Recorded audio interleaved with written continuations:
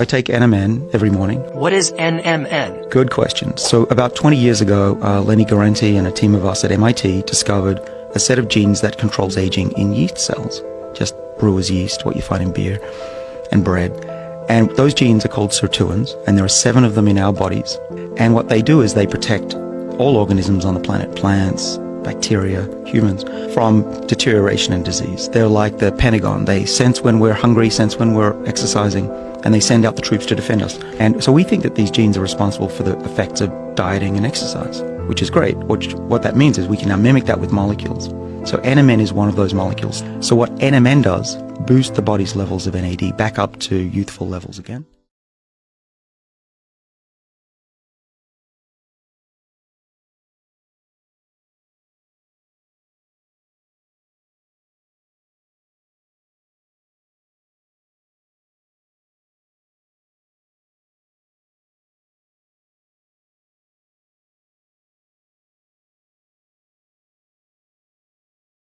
Yep.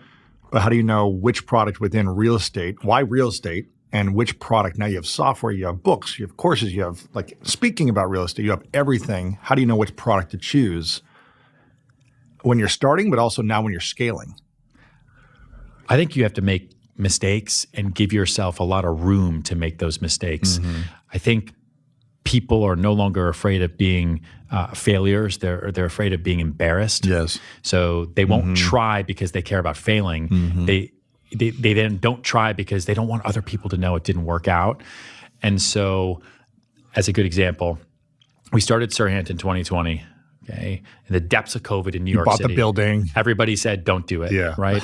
So I said, "I'm going to go start my own real estate firm, but I have an idea." I have an idea of how things are going to be bought and sold in the future. I'm not going to be able to do it by myself. It's going to take me a second. I'm going to start a sales training platform called Cellular.com, and then we're going to have studios, which does real estate media, because it's just what we do and it's what we know. And there's going to be an undercurrent of tech enablement, okay, underneath everything. And I think it's going to be one thing.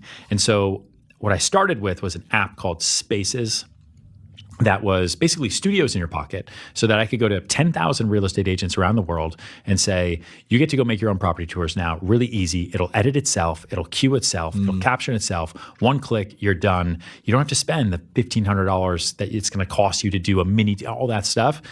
I was the only one who used it.